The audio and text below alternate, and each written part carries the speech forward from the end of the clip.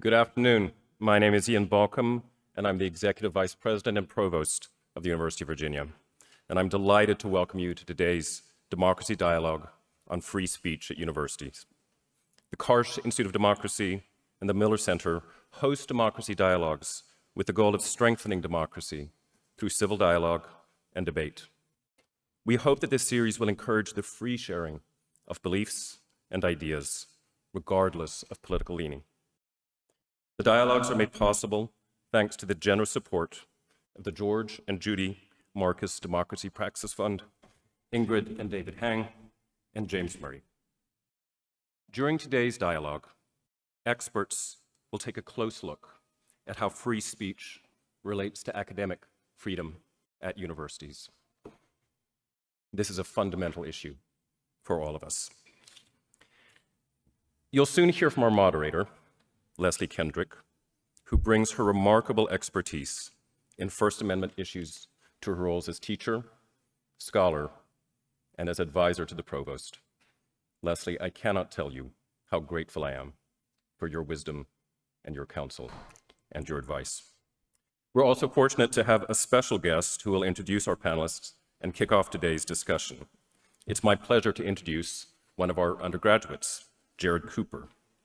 Jared's a fourth-year government major, a writer for the Virginia Undergraduate Law Review, and a co-host for Bipartisan, a student-run podcast that seeks to build consensus across the aisle and encourage healthy political dialogue. Jared, welcome.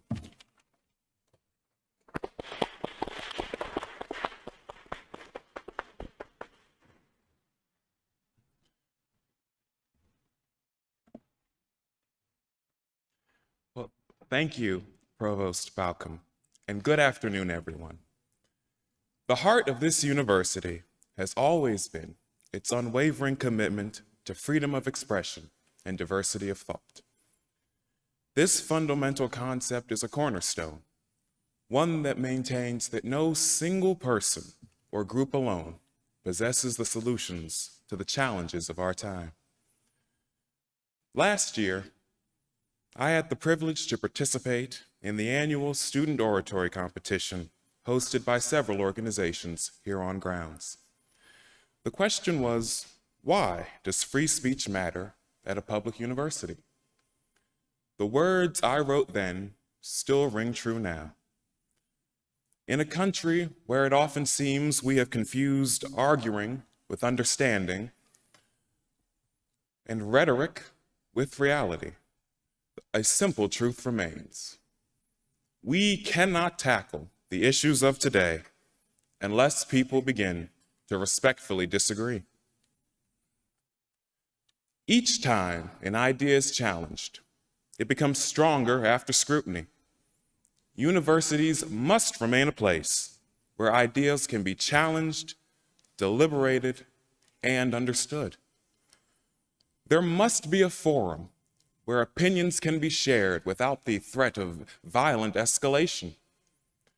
And that place is our public universities.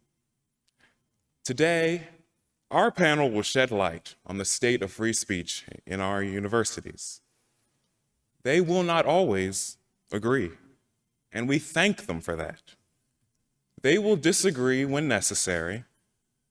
They will dissent on specific remedies, but in doing so, they will provide us with a shining example of democratic dialogue, spirited discussions with the intent to understand. Our distinguished panelists include Jennifer Ruth and Jonathan Zimmerman. Professor Ruth is a professor and associate dean in the College of Arts and Sciences at Portland State University, and a co-author of It's Not Free Speech: Race, Democracy, and the Future of Academic Freedom. Professor Zimmerman, the Judy and Howard Berkowitz Professor in Education at the University of Pennsylvania, is an education historian, prolific writer, and co-editor of the Histories of American Education book series. Finally, our moderator this afternoon is Leslie Kendrick, the White Burkett Miller Professor of Law at the University of Virginia School of Law. Professor Kendrick also serves as a special advisor to the provost on free expression and inquiry, and she played a pivotal role in developing the university's statement on free expression. Each of them brings unique perspectives to today's discussion. That said, I am excited to ask the first question of our panelists today. When there is a contentious issue in the public square, what role, if any, do universities play in allowing all students to express their opinions? I will hand it off to them. Thank you. Thank you.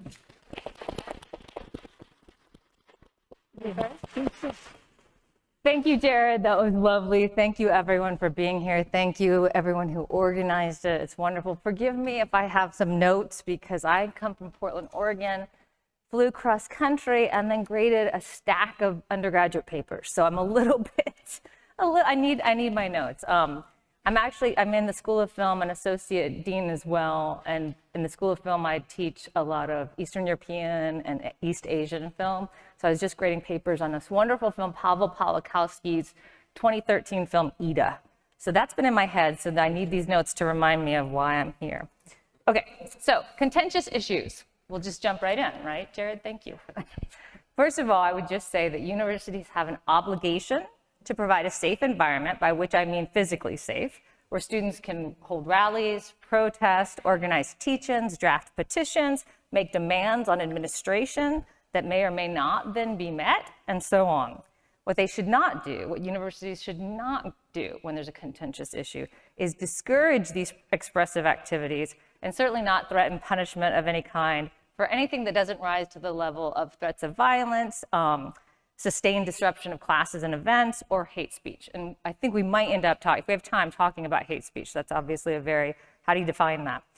What they should not do as well, and this is gonna be where I think my sensibility about the campus culture wars, the problem of free speech will come into play. I'm actually much more conversant with academic freedom than free speech. That's why Jared mentioned the title of my most recent book is It's Not Free Speech, speaking about academic freedom. So I'll try to distinguish between the two at some point today. But first, I just want to say what they should not do is see the turmoil as an occasion to condescend to or patronize students. What happened, I don't know if you're familiar with, it's become kind of the poster child for illiberal student leftism. There was an incident at Stanford Law School last spring with the circuit judge, Kyle Duncan. And after that, the Stanford Law School mandated a class on free speech. This follows a pattern that we see in a lot of places. Schools respond to what is perceived to be this generation's lack of commitment to free speech by spawning task forces, creating new curricula, speaker series, establishing centers and institutes on civil discourse and free speech. Millions of dollars from state legislators are coming to establish centers, framing this as redressing what they see as student ignorance in the ways of democracy. This wave of new initiatives strikes me as a kind of disciplining of students through speech, an attempt to use the institution to counter speech with speech designed to recalibrate their thinking. And this appears justified because the initiatives are offered as solutions to an existing problem. The problem is more often expressed as the problem of chilling speech on campuses, an epidemic of censoriousness, but it's also mobilized this discourse of the problem of free speech when student speech becomes too vigorous. Every contentious issue in the public square now gets pulled into this framing. Even the devastating events in the Middle East have become the occasion for numerous op-eds by writers with no expertise in the history of the conflict. First Israel-Palestine reference, mark the time. Yeah. And I have no expertise in it, so Took us 11 minutes. Of course, contentious issues in the public square, how could we not? So yeah, so even that, there was a Washington piece very recently that chided Jewish Americans for their disappointment with the university statements or lack of them after the Hamas attacks by arguing, this is what the Washington Post journalist argued, that these Jewish Americans who are disappointed are trying to get a shrinking cut of the identity politics spoils system, linking to a statement on something called the Calvin Report, which I'll talk about in a second. The journalist argues that, quote, Jews would be better served by encouraging universities to remain neutral. Many voices are taking this moment of Middle East conflict as a time to call on higher ed institutions to endorse the Calvin Report. This is a 1967 report that called for institutional neutrality on political and social questions. It was drafted during a period when there was a lot of protest around the Vietnam War, and there was a lot of protest to try to urge the University of Chicago to divest from apartheid South Africa. The Calvin Report, was a way to not answer those demands. Recent support for the report began building after institutions issued a bunch of statements after George Floyd's death. The underlying concern, of course, is that universities have forsaken knowledge for social justice, encouraged a kind of illiberalism in their environment. I would argue, this is how I see it, and remember, I come from Portland State. This is the land of Antifa. This is Portland. I have transgender students in all of we're very left, right? So I still, nonetheless, have, in my experience, the discourse of woke institutions and woke students that are intolerant of speech they don't like is a discourse. I'll wrap it up. I'm sorry, Jonathan. This is not to say that things haven't been changing on campuses as they are elsewhere.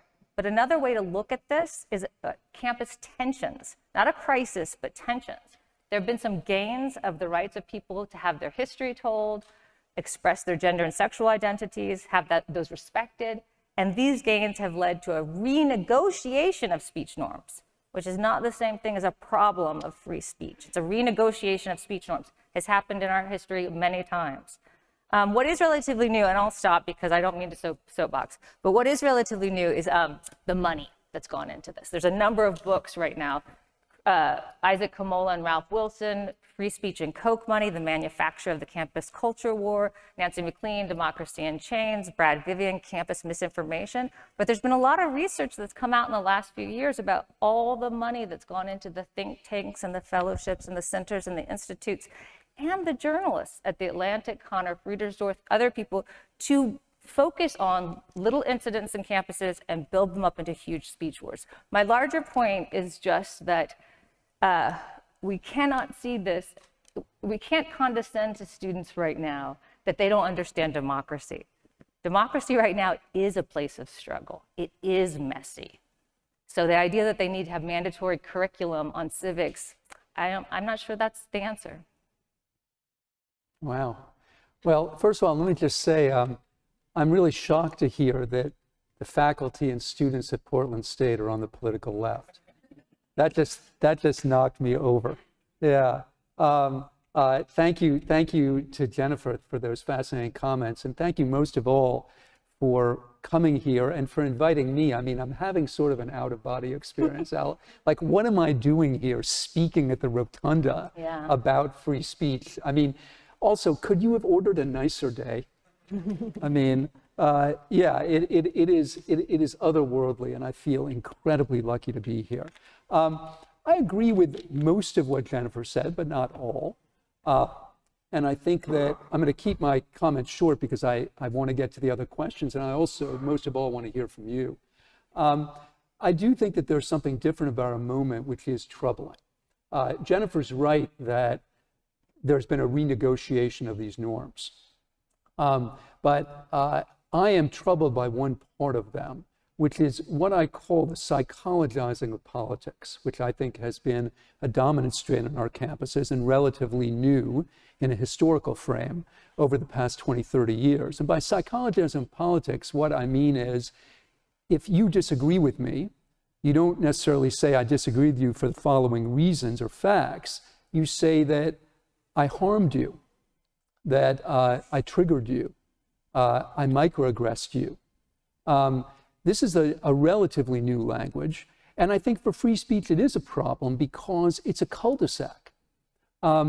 If you say that you're microaggressed by something I say today, and you may be, I have pretty much one thing to say in response. I'm sorry. And I would be. Like, I'm not in this world to harm people. I suppose I could ask you a little bit more about why you felt harmed, but this is what I couldn't do and wouldn't do. Tell you that you weren't, right? I can't look into your soul and tell you whether you were harmed or not. So I think that way of thinking is somewhat of a cul-de-sac for our thinking. When I give this rap to my undergrads, very often they'll say, you're denying our feelings. And I say, no, it's the opposite. It's precisely the undeniability of your feelings that make them such a poor venue for discussion and speech. I understand that speech harms. It absolutely does. But if that becomes your rubric for deciding what can be said or not, especially on a college campus, it's going to be really difficult ultimately to speak at all. So I'll just share one anecdote that begins one of my books on this subject, which I think illustrates it really well. It's from Mary Beth Tinker. And I'm sure many people in this room know this. I'm sure there are people that have written books about it. But Mary Beth Tinker, when she was 13 years old, wore this black armband to Warren G. Harding Middle School in Des Moines, Iowa. And that, of course, became the Tinker v. Des Moines case, where several years later, Justice Fortas said that neither teachers nor students shed their First Amendment rights at the schoolhouse gate. Well, Mary Beth Tinker is not that much older than I am. And by the way, I love the fact she went to Warren Harding Middle School, because almost every historian thinks he was one of the worst presidents in American history. Anyway, I've become friends with her because of our mutual interests. And Mary Beth Tinker, by the way, is fantastic. She spent her career as a nurse, and now she's devoting the remainder of her life to this issue, what we're talking about. So she came up to my class at Penn, and she tells her story, and she has the armband, which, by the way, she puts on the students. And the kind of historical preservationist part of me was very upset about this. I'm like, do you also have an original copy of the Declaration of Independence in your purse? It's like the armband. Mary Beth has recently told me she did give it to the National Archives, which made me happy. Anyway, she tells her story, and then the Q&A begins, and the students say, look, Ms. Tinker, you were fighting the good fight. You were fighting the war in Vietnam, right? That's what the armband was about. This Milo Yiannopoulos clown, this Ben Shapiro, Ann Coulter, jokester, all they do is harm people with racist and misogynist and transphobic speech. Why should that be allowed? You're fighting the good fight, they're harming people. Well, Mary Beth Tinker wasn't having it.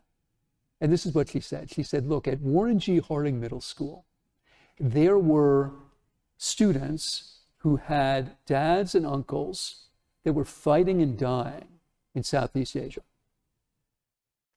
Do you think they weren't hurt by this snot-nosed kid wearing a symbol saying that their loved ones were risking everything for a lie?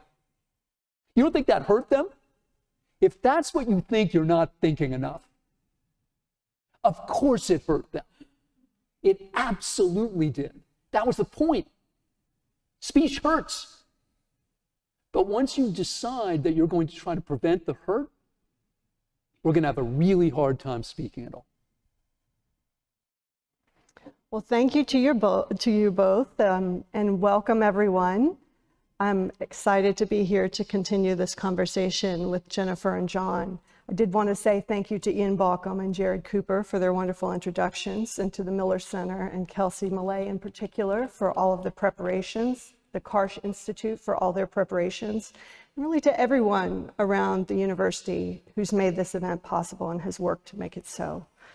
Now, this event, as I understand it, has been in the works for quite a while. And we did not know at the outset just how timely it would be. Here we go.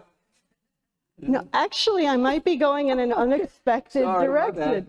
You know, I just wait and see. And I think Jared's first question raised for you and for us some of the most timely issues in front of us. But I, at the same time, don't want to lose sight of your particular areas of expertise and the reason that we put the two of you in dialogue together intentionally which is within the vast panoply that's free speech at universities, the specific issue of academic freedom. So I wonder if we can unpack that a little bit. And maybe, Jennifer, you started, so maybe Jonathan this time, let's shake it up a little bit. I think we should go back and forth. I think Jennifer, she wrote a whole book about the subject. I think we should let her have her Well, say. she kicked off last time. Do you want to kick off this time, or are you ceding your? I'm seated. Okay. Yeah. All right. Yeah. Please go ahead. Okay, thank you. And also, if I can just footnote what John said about the Milo Yiannopoulos and the discourse of harm and hurt.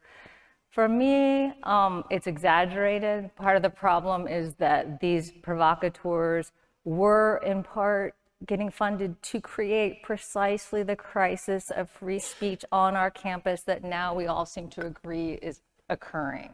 It's part of a whole kind of machinery that worked extraordinarily well. After the Stanford Law Institute with Kyle Duncan, the right-wing press, the Substacks, instantly popped into action. Eventually it made it into mainstream news. This is very well orchestrated, and it distorts the realities on campus. Yes, my point of being on a very left campus is the fact that I've accidentally misgendered students. I've accidentally called one Black student by another Black student's name. And when I apologize, they say, no big deal. This is Portland. This is not, they're not filing complaints against me. They're not breaking down in tears. So I really have trouble. And I mean, it's not just, it can't just be anecdotal, right? It can't just be my experience at Portland State. I talked to many faculty. I just finished a term on Committee A for Academic Freedom on the AAUP. So I'm involved with faculty across the country. And I hear this echo, this sense that that's not my experience on campus, that students are sort of invoking their feelings as a way to shut down conversation. So let me Jennifer, the Hamline event where the scholar... Okay, let me just answer the academic freedom Okay, first. sorry. And we can talk about the Hamline event where Erica, she should not, whatever, we can talk about it in a second. But the academic freedom. So thank you for asking the question about academic freedom. That's actually my area. I don't have claims about restricting free speech. I think it's, I'm interested in Emily Bazelon and Tim Wu and different people who are making arguments about the problem of First Amendment absolutism and, regulation. I'm interested in all that. I don't have expertise in it, and I don't have a position on it. My position, and then the book Michael Berube, a Penn State professor, and I wrote, is very much about how the conflation of free speech and academic freedom is not doing us any favors at this moment in our culture. This moment, which I would consider a moment of democracy erosion and democracy backsliding, where you do have a whole machinery that's geared to tilt things, beginning with the Koch Foundation in 2010, beginning back with tobacco, when there was a both sides, when if you were interviewing someone about the dangers of tobacco to your health, you were pressured to interview someone who says, but it's my lifestyle. You had to do both sides. The whole both sides thing began back with tobacco, went to fossil fuels, and now it's about campus speech controversies. And it's funded by libertarian money, and the libertarian money has paved the way for the authoritarian legislation that we're seeing in Texas, Florida, and probably here. I'm not super familiar with Virginia. So that's my sense of how the free speech controversy has been framed. But at this moment, when these things are going on, and when you have social media flooding the public sphere with mis and disinformation, what we can't really afford is to have Milo Yiannopoulos, I can never say his name, as professors on faculty campuses. We can't really afford to have people who abuse their positions to be provocateurs and to sort of ride a wave to a fellowship at the Manhattan Institute or possibly a political career. So our point, we open the book with, does academic freedom protect white supremacists? We open very provocatively. We end the book very boringly, very boringly. We say, faculty must be evaluating each other. Faculty hold faculty accountable. The tenure system that evolved over time for rigorous peer review, rigorous evaluation of one another. Is your work within your field, does it make sense? Or are you making claims that seem to be wanting to sort of hitch your wagon to a culture war rhetoric that doesn't actually fit within your field or make sense within your field? What's the quality of your work? Free speech, by definition, the First Amendment, by definition, it doesn't evaluate quality. It says for us to be a democracy, For us to be a democracy, every citizen has to have at least the potential to shape public perception through speech, right? But I'm going to draw on, I don't know if any of you are familiar, Robert Post is a Yale legal scholar, and he tried to create, there's no constitutional supports for academic freedom. There's no constitutional supports for academic freedom. There's the First Amendment, and the academic freedom is sometimes called the special concern of the First Amendment. But it really is not legally upheld. It's upheld through these practices that the American Association of Professors created, which Robert Post is also very involved in. I served on committee with Robert. But he has this distinction between democratic legitimation and democratic competence. Democratic legitimation is the idea, I know I'm not in a dictatorship because I'm not going to be thrown into jail because of something I say. Democratic competence is the idea that we have to discriminate in the field of democratic legitimation, the field of democracy and equality among citizens and citizen speech. We can't discriminate viewpoints. We can't discriminate. We can't say your opinion, you don't get to air your opinion. With academic freedom, we have to. Universities have to vet good ideas from bad ideas.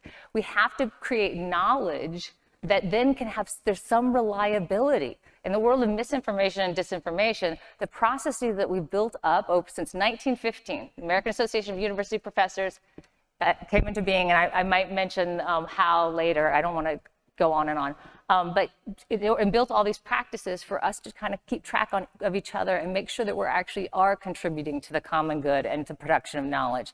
And if we conflate academic freedom and free speech, and we think that faculty are in this sphere where they can pop off in whatever way they want, we're not serving our function. That's the argument. So we end very boringly. We start with, does academic freedom protect white supremacists? And we end incredibly boringly with, create another committee. Faculty, create another committee, an academic freedom committee, where you can, for example, protect that Hamline professor who was not renewed, essentially fired in the world of academia, but not renewed, a contingent faculty. You can protect her. She can go to the Senate committee and say, I believe I was not renewed for reasons that are not reasonable. I did a good job. Evaluate me, even though I was dismissed because students were harmed. Students complained. She can go to them. They said they were harmed, which is different. Jennifer, do you mind to just give a little background on the Hamline? Oh, sure. Yeah. Okay, so Hamline was an incident where art history professor Erica Prater, I want to say is the last name, she was showing some portraits and paintings, Muslim, of the Prophet Muhammad. She did it apparently by all accounts, and the AUP, the American Association of University Professors, did an investigation and found that by all accounts, she prepared students, and I don't think there's anything wrong with preparing for them. I don't think, we call it trigger warnings, and they've been kind of mocked in the public sphere, but when I teach, films are very visceral. I can read Lolita, Nabokov's Lolita, and I can be like, Humber Humber's a jerk. I hate Humber Humber. I can watch Kubrick's Lolita and I see this teenage girl sexualized. And it affects me differently when I'm watching than reading. So I tell my students, watch out for this and that, be prepared, maybe read about the film before you watch it in case there's going to be something that does connect with your past and upset you. So anyway, she gave trigger warnings for Muslim students for whom it's forbidden to see an image of the Prophet. A Black Muslim student complained nonetheless. John may know the details better than I do. And the president of Hamline said she was very extreme in her language about it, and As was the DEI director. And they said that the professor behaved in Islamophobic ways by showing this, even though she prefaced it by saying, obviously this is haram for many contemporary Muslims, but it hasn't always been. This is a history course, so we have to understand how these norms and these ideas have changed over time. So if we have an academic freedom committee, when the president and the DEI leader says that, Erica takes it to the Senate committee. The Senate committee weighs in on how she handled the situation and whether she was professional or not. And then they make a recommendation. Everything in universities are recommendations to administration and the language that we have now, which is a problem, right? Because the president could have still listened to the DEI director and could have still not renewed her contract. Nonetheless, it would have created some resistance. So we're looking for ways for faculty to evaluate faculty rather than have capricious decisions by administrators or overreactions to student or alumni or parents' complaints. That's why we end with the boring academic freedom committee. And look, again, Jennifer and I are largely in agreement on that last point. But the Hamline episode, to me, suggests that this problem, which Jennifer calls, just discourse or invented by Fox News, is not that. The events at Hamline had nothing to do with the Koch Foundation. They had nothing to do with Ron DeSantis, and they were brought to you all by members of people who we can safely say were on the political left. The challenges that Jennifer refers to involving the Koch Foundation and figures like that are real and terrifying.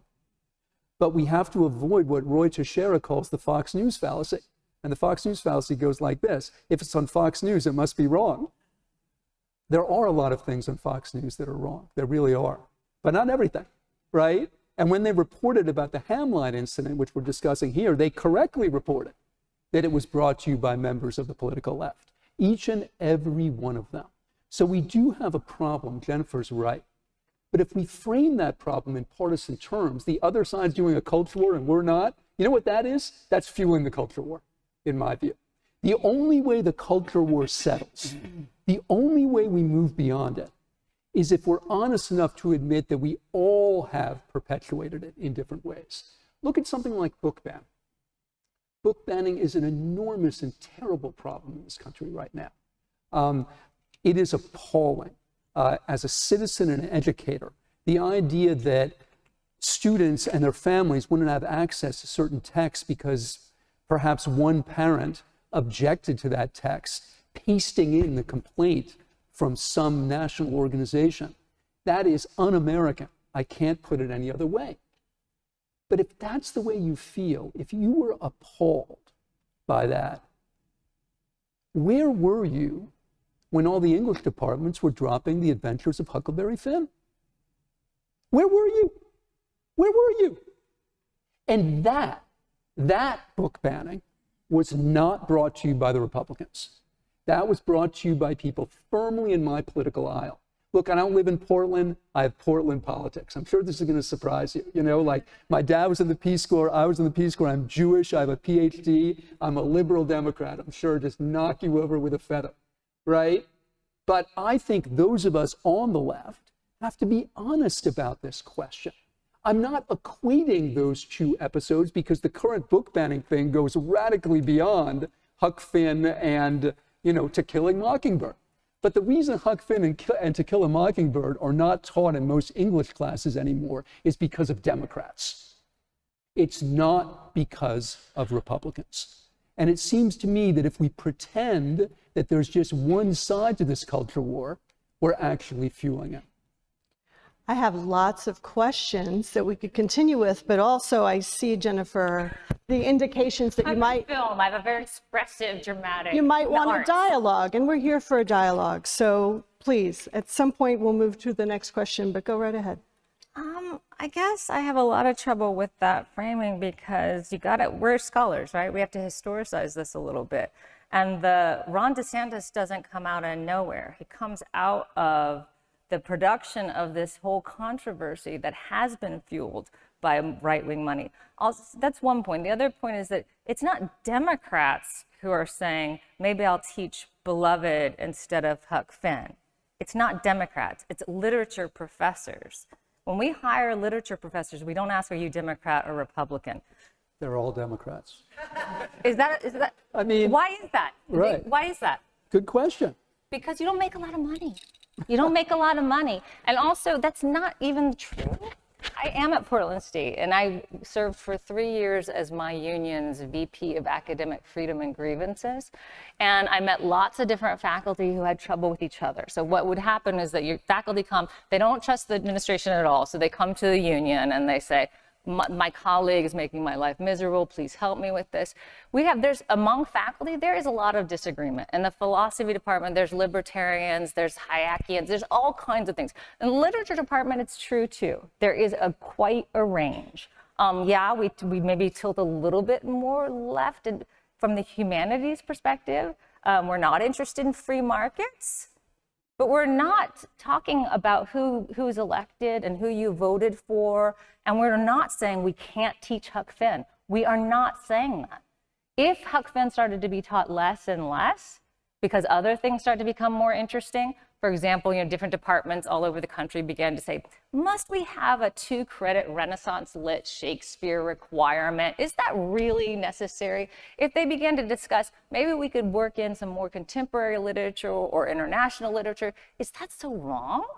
Does that mean that we're turning our back on Western civilization or some kind of canon? I don't think so.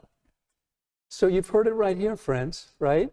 I mean, the other team, the bad guys, they do culture wars and they do censorship. We just make academic judgments, right? That's what we do because we're better than they are. Oh my God, I can't believe you're framing what I said like that. That's the way I heard I can't believe that. Yeah. The other team is bad and we are good. Wow. The other team is run by Republicans and it's a national campaign of dollars. It's essentially corrupt. But what we care about is freedom and liberty and academic values. So let's bring this back to academic freedom, because I'm actually hearing some correspondences, some overlap in some of what you say, clearly also some differences.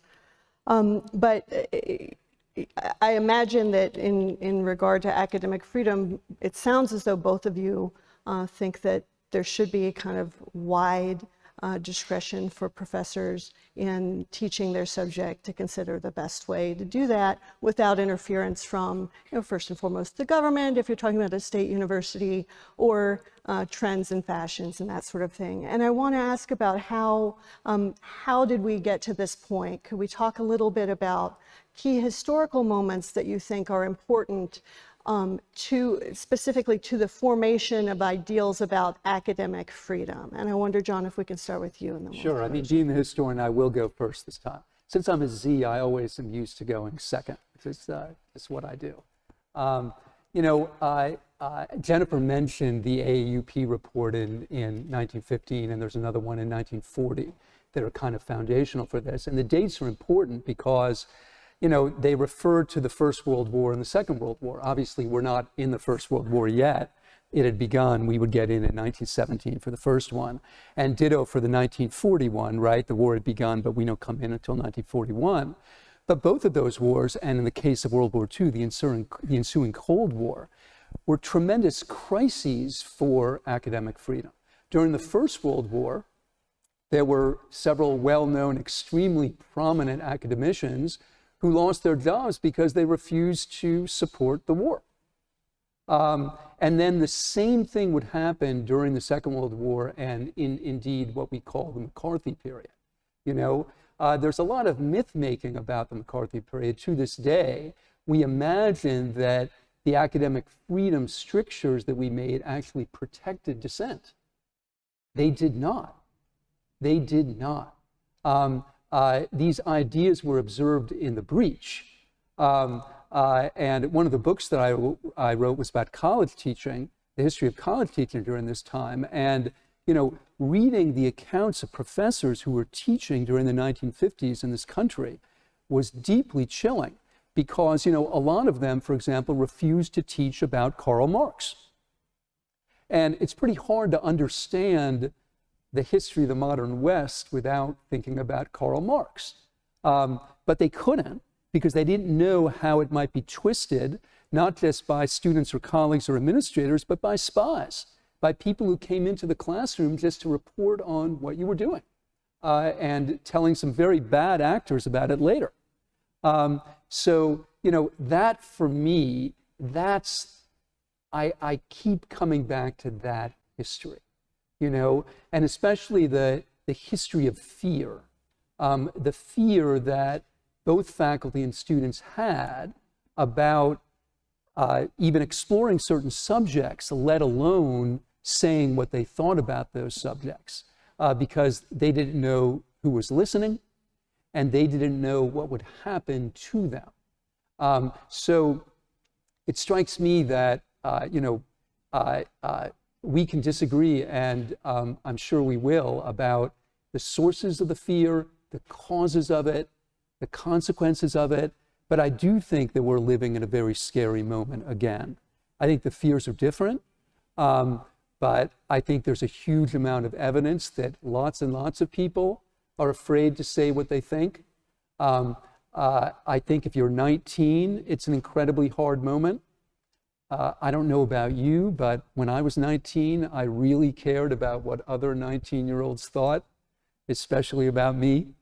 I think 19-year-olds who deny that are most likely lying, or at least dissembling. And I have only empathy for my 19-year-old students who are afraid that they will post or say something that will get them vilified by thousands or tens of thousands of strangers. Like if I were 19, I would just stay away from politics altogether. Please, 19-year-olds, I'm not encouraging you to do that. What I'm saying is I empathize with you if you decide to do that. Those are two different things. I get it. I get it. Now, that's not McCarthyism. It's entirely different from McCarthyism. The Venn diagram, the dark space, it's always fear, right? So there's change over time always, but then there's continuity. And if you think about all this being a Venn diagram, if you're talking about both academic freedom and free speech, the dark place, and I mean that literally and figuratively, it's always fear, always. So you just said that this is entirely different. This fear is entirely different from McCarthy. You said that. You literally said that. And if I could also say, I'm actually quoting you, whereas you mischaracterized what I had to say and caricatured it and said, you see it right here, people. They're saying you're the bad guy, the Republicans are the bad guys and the Democrats know better. That's not what I said. I said we don't come to curricular decisions from a partisan point of view. So to say that we're Democrats making these decisions rings false to me, because that's not how we approach our jobs. So let me just say that, and then let's get back to the McCarthy era, because Johnson's absolutely right. The American Association of University Professors, a good friend of mine, Ellen Schrecker, who's an historian, wrote this wonderful book called No Ivory Tower, and about how much the AAUP and notions and the concept of academic freedom was failed professors during the McCarthy era when they had to do loyalty oaths. A number of people are saying that we are seeing another moment of what's often called the Red Scare. I have a colleague who calls it the Black Scare, because whereas during the Red Scare, there was a lot of fear of international communism, and that actually overlapped, was part of Black labor activists in the South, a lot of the Black activists or Black laborers were joining the Communist Party. It was very much about race, and of course that was only furthered with the desegregation and the Brown v. Board, and then the introduction of African Americans into our student population. So the Black-Red scares almost always go together. Let me give you an example. So I was very involved in helping faculty senates, because from my point of view, faculty need to kind of gain back some control over the way that the way that this is playing out, to the point where someone like Ron DeSantis can say, we're going to restrict teaching, we're going to create fear in the classroom so that you prune your syllabus and you don't teach the text about race, you don't teach critical race theory, et cetera. We're in this place where the state is trying to dictate our curriculum, whether they have expertise and training in that area or not. They are saying, I'm elected, I get to decide. The public is telling me I get to decide. That's an extraordinarily dangerous place to be. Think of the Soviet Union and the idea that even the physics has to carry a kind of communist element to it.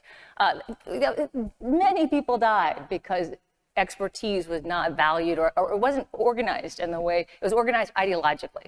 And that's what we're seeing now. So we're seeing another McCarthy era, absolutely. And it is frankly coming from the red states. But there was another point that I wanted to make about. Jennifer, let me apologize and let me see if I can be a little more precise about what I was saying, okay? What I was saying was that I agree with you that the major source of both fear and censorship right now in America is the political right. We agree about that. And specifically, the politicians like DeSantis who are trying to, pass these ed scare laws, right? And erode not just at the K through 12 level, but also, academic freedom at the college level, like the example of New College. What I object to, though, about the framing is the idea that they represent the only threat. That's what I object to. I think there is a threat that comes from what can fairly be called the left. Let me give you another very, to me, obvious example. And again, it may not be obvious to some of you, but to me it is. The American Anthropological Association accepted a panel called Let's Talk About Sex, Baby, the ongoing importance of the sex binary. And it was, again, all anthropologists. They all happen to be women. At least one of them was self-described as gay, who talked about the idea of sex being a binary as still being a very useful concept in anthropology, especially physical anthropology.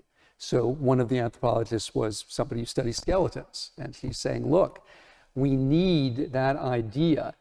Gender, of course, is a different thing, right? Gender is something that culture, right, creates and imposes and spreads. But skeletons, they don't have culture. They have like a physicality, and that binary is really important. Well, it was accepted, but then there was so much protest about the allegedly transphobic nature of this panel. Even after it had been accepted, it was rejected. Now, that too, it seems to me, represents a threat, a deep threat to dialogue, exchange, and academic freedom. It is different from the Ron DeSantis threat. But the point I keep trying to make to audiences is if, like me, you're appalled by the threat from the political right, we're not going to change that if we imagine that's the only threat. Americans are too smart for that. They will see that we're being disingenuous and we're not owning the fact that in some of our own precincts, we have not actually protected the freedom of the people around us. Now, again, those panelists are free to go and say whatever they want in other contexts. And in fact, Heterodox Academy staged their canceled panel on the web, right? They didn't die, they weren't arrested, they weren't sent to the gulag, right? But it does seem to me there's a principle here at stake that we need to respect despite the differences if we want to persuade people about the need to protect academic freedom.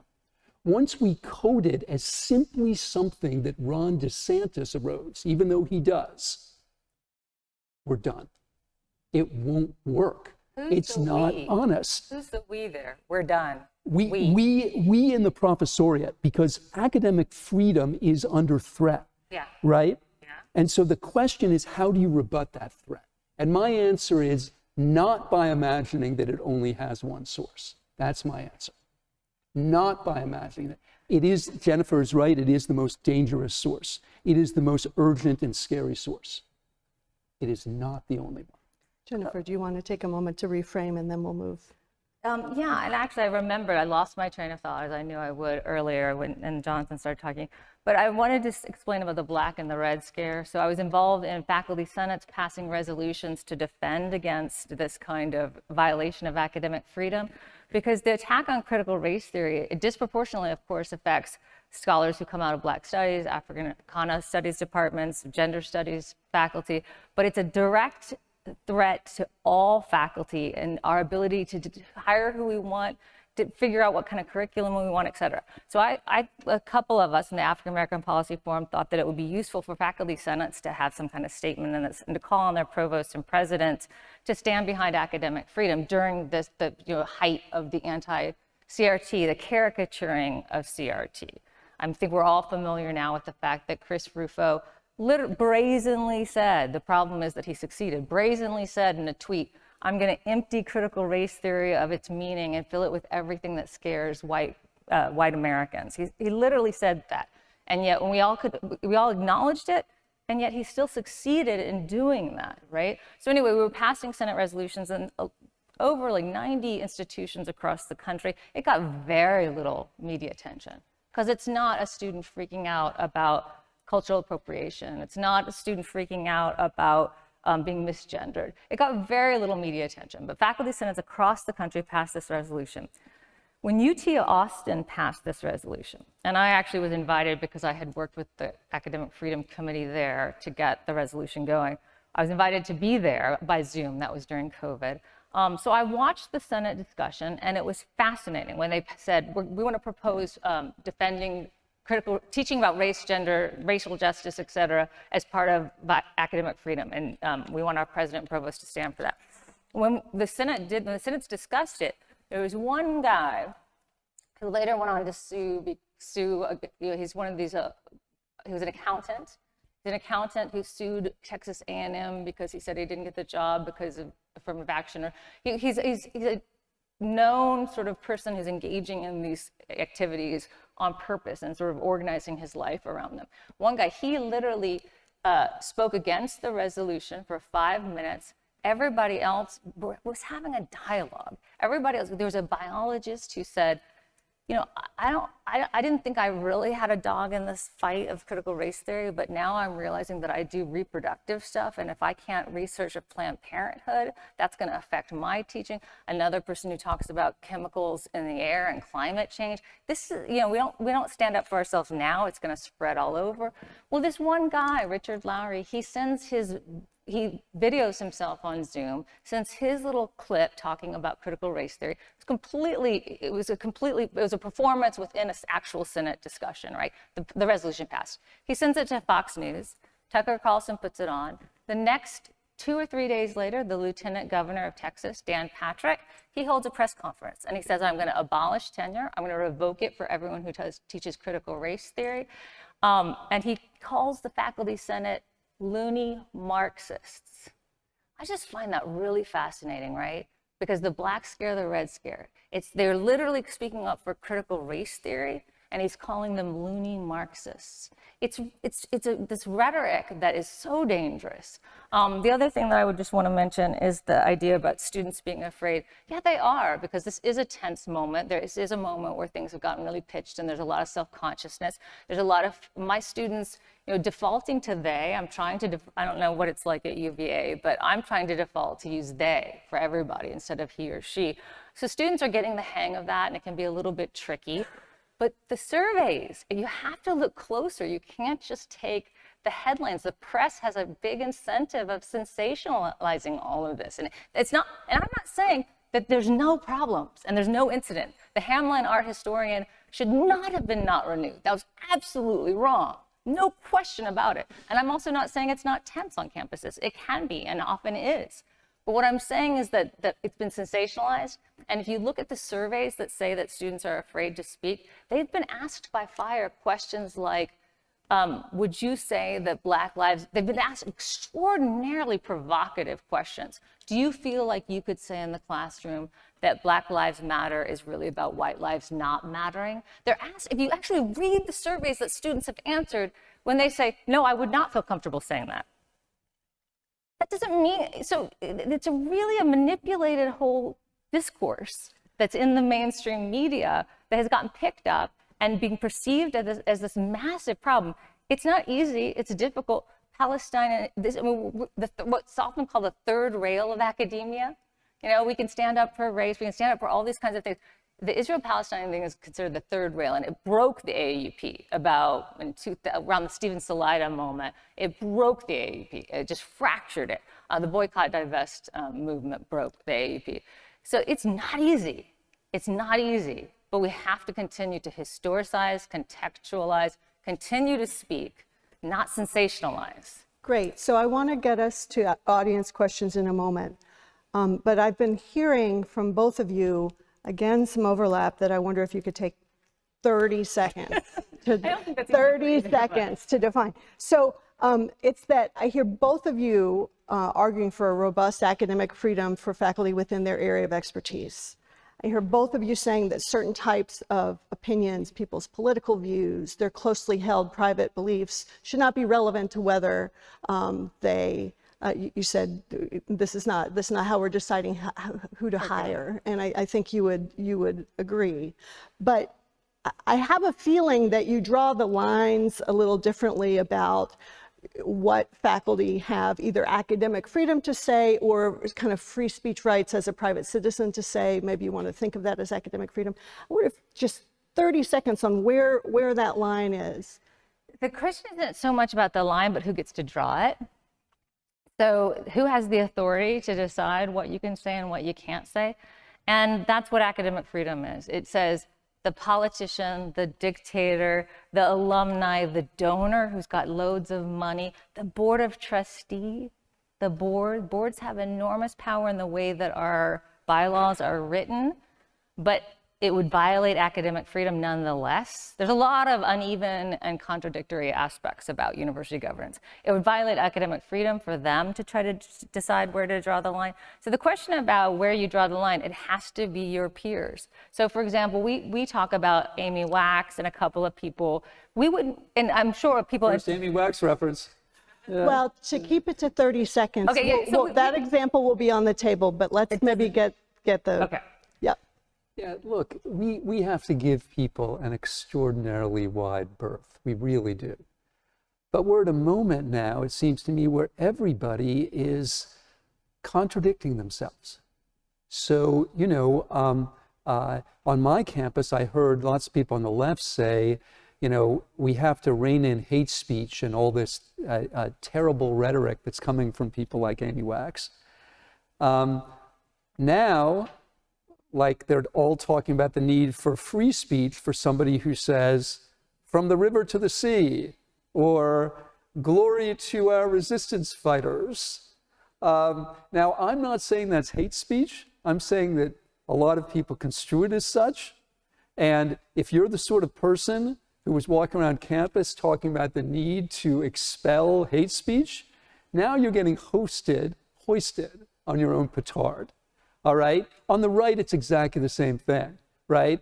All these people complaining about these speech codes, some of which is radically exaggerated, that are allegedly restricting free speech on campus, now they hear about the river to the sea thing and they're like, why isn't the campus shutting this down? Right? Like, how could we allow this hate speech? It's like, dude, weren't you the person just saying a few months ago you didn't like speech codes? Like, could we just have a little consistency just once, just one time? I think the Stop answer right is there. no. Okay, great. Thank you both so much. It's been really a pleasure to hear your views and to have both of you here with your expertise and together. It's just incredible. So I think we have a lot of different topics on the table, and I'm sure that some listeners within our community of listeners here or virtually might have some questions. So I invite people who would like to ask a question within the room here to use the microphone that's about halfway back there. So feel free to hop up and ask a question. And it looks like I have an online question that maybe I'll ask while we are getting a line going. Okay, so this one brings in yet another topic that's free speech related. Could you explain time, place, and manner restrictions on free speech? How does that doctrine impact how people can protest or demonstrate? Would either of you like to? You, the law professor. The real expert is the moderator. Well, this is not my soapbox. I'm here as I'm a facilitator for your dialogue. So if either of you wants to speak to that, feel free. Look, you are the expert, but it seems to me that our courts have done a pretty good job with that question. You know, I mean, what the courts have said is that the limits to it are when there's a direct and immediate threat of physical harm. And I think that's a very good standard. Look, no right is absolute. You can't call the White House and say you're going to shoot the president. I think that's a good thing, that is illegal. And what the courts have said is that speech is protected unless there is a direct and immediate threat of physical harm, which, by the way, we've seen in the past 3 weeks. Let's not forget that, right? You know, I think from the river to the sea should be protected. I don't think calling up Hillel and saying you're going to bomb it should be protected, right? They're both acts of speech. One is protected and one is not, and it's because of lawyers and judges like Leslie that we've got that standard and we should abide by it. I would agree with that entirely. My only sort of caveat, it's not even a caveat, it's just sort of an additional question is about social media and the fact that it has created the link between imminent harm, and someone's statements made it much more difficult because it's just diffused misinformation, disinformation all over the place. So the sort of violence is more stochastic than it is an immediate, direct relationship. So I think that creates the kinds of questions that people are struggling with around how do you regulate? Who would you empower to regulate social media? So that's just an additional. Right.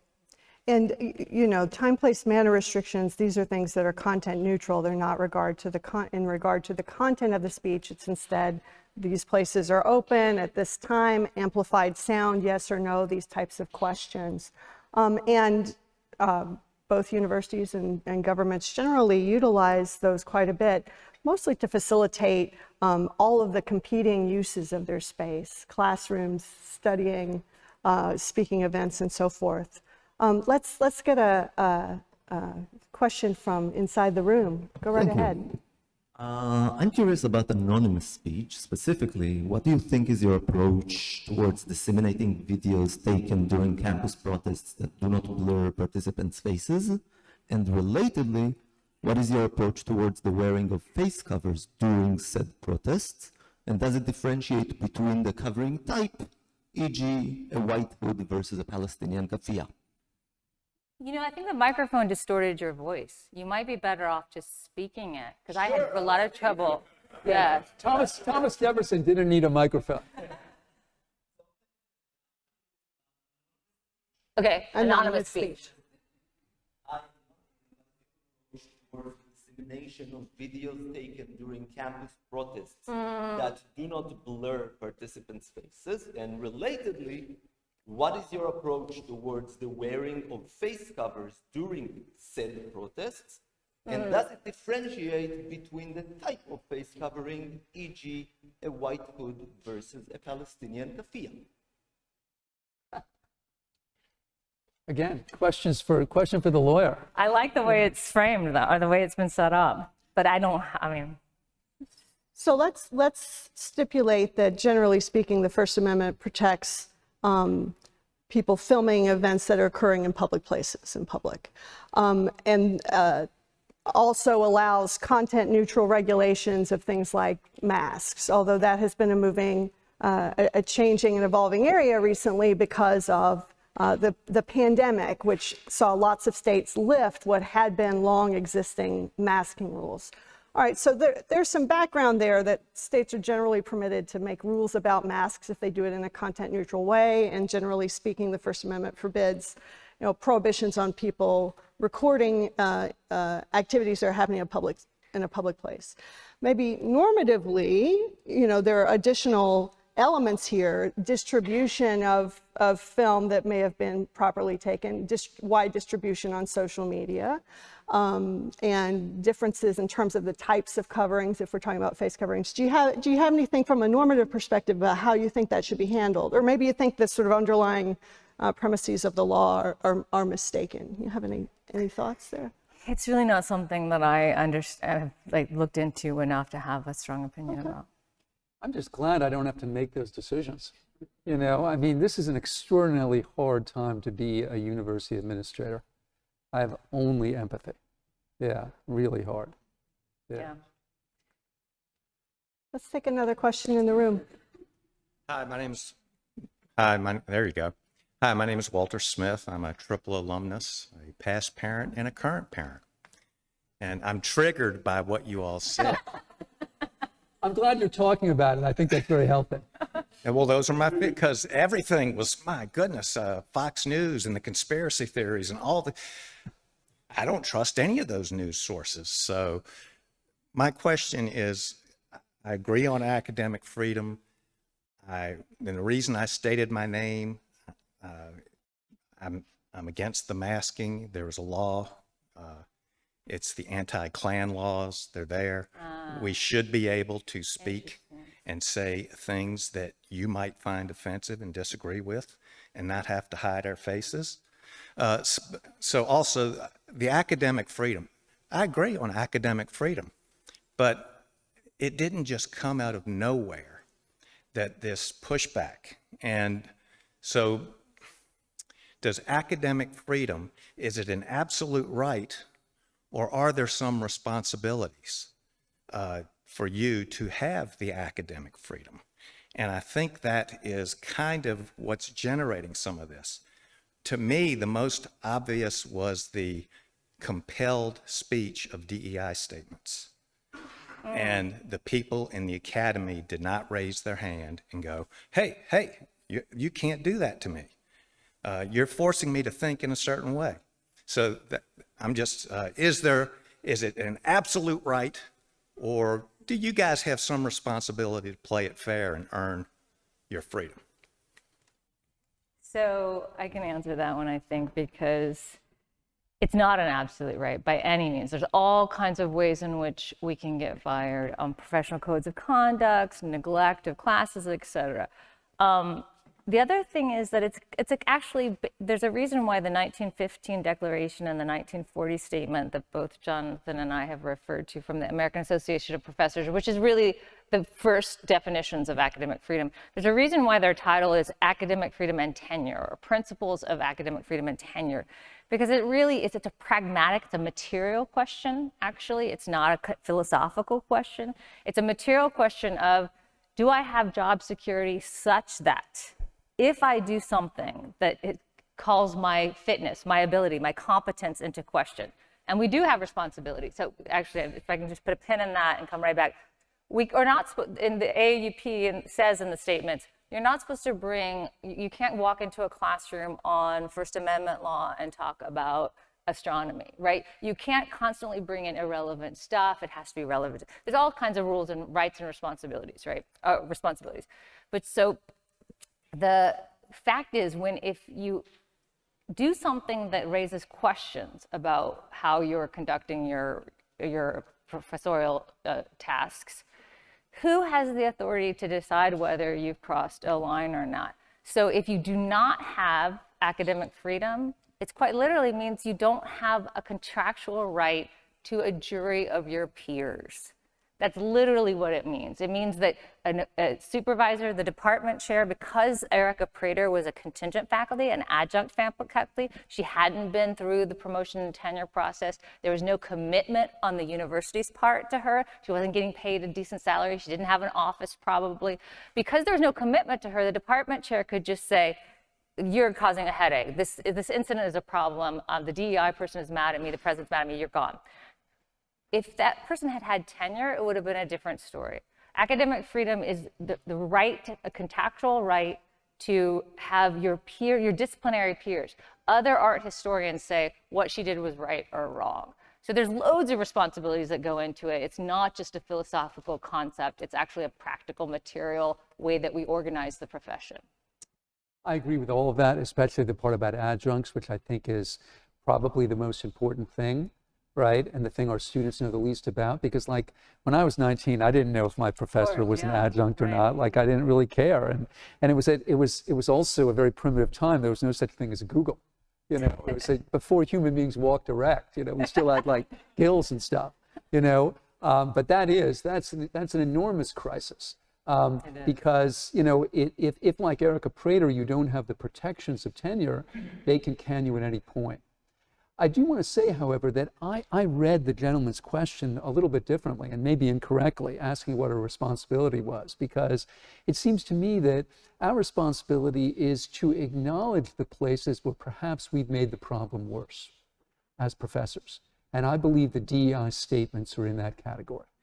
I was in a debate about this subject with somebody in a rather public place, and I said, suppose I'm a candidate for a job and they ask for a DEI statement, and what I write is I think the DEI offices are doing a very poor job of protecting intellectual diversity, and I cite the Hamline thing as an example. Will I get the job? And he said no, and you shouldn't.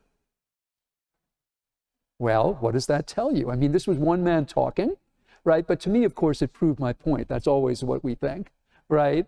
It proved my point. That there, what did he say? No. What he said is, you know, it shows that you're not aboard, right, with the real need for diversity, equity, and inclusion. You know, I believe that everyone wants those things, but I also believe that they define those things in radically different ways.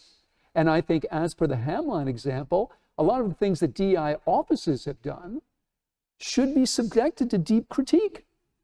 But if you wrote that in your DEI statement, you are shooting yourself in the foot. And I would not advise any of my doctoral students to do that if they wanted a job. That is a problem. And we need to take, to quote the gentleman, responsibility for that problem. I think I will turn to another online question. When people voice opinions on objectively wrong facts, but will not listen to any other set of facts, how do we push people to listen as well as speak? Yeah, screw you. Yeah, yeah.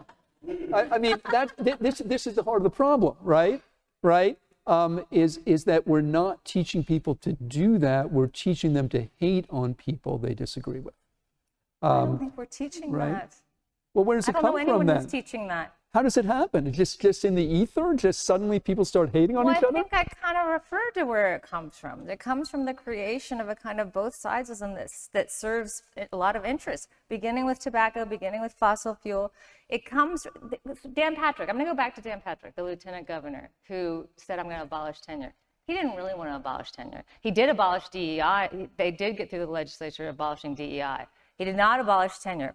What he's doing, he is all about school choice and school vouchers and gutting public education in the state of Texas by politicizing campuses, universities, teachers, and say that we're all teaching people to hate. He literally said that in his press conference. He said, do you want your kids, and he's speaking about college students, not kids, not elementary school. He said, do you want your kids to come in and be told that they're the oppressor? Well, that's what's happening. That's not what's happening. Right. You're right. It isn't what's happening. And I yield to nobody in my loathing of Dan Patrick, right?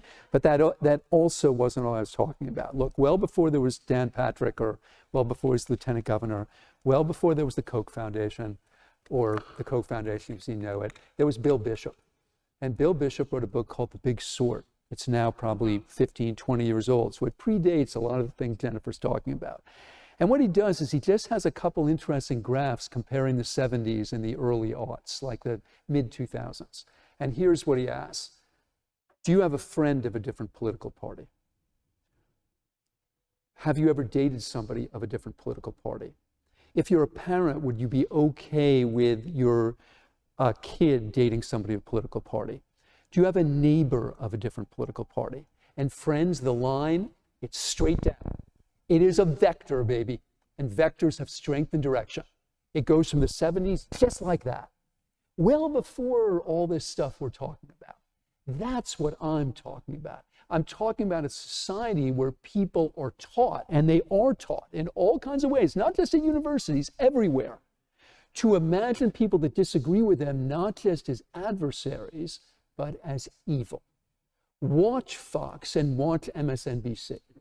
And watch the way they characterize the other side. These aren't just people we think are wrong-headed or maybe even misguided. They are fundamentally evil. And all of that, it has a 50-year history. We're just at the tail end. And the internet, which Jennifer referred to earlier, obviously accelerated it radically. So that's the kind of hate I'm talking about. And I'm not holding anyone in particular responsible for it. I'm holding all of us responsible for it. We've all done that. All of us have. By imagining our adversaries not just as adversaries, but as evil. I know we have more questions that I'm sure are brilliant, but as moderator, I think one of my key jobs is to end on time. So let me just say an enormous thank you to both Jennifer and John. It was really fascinating to hear your points of correspondence, your points of departure. And I'm sure everyone in the audience, both here in the Dome Room and online, had your own points of disagreement and possibly agreement. And what I'm the most thankful for is that we work in a place, live in a place, have a kind of community where we can have this kind of conversation. And I thank both of you for making that happen. Thank you. Thank you. Thank you.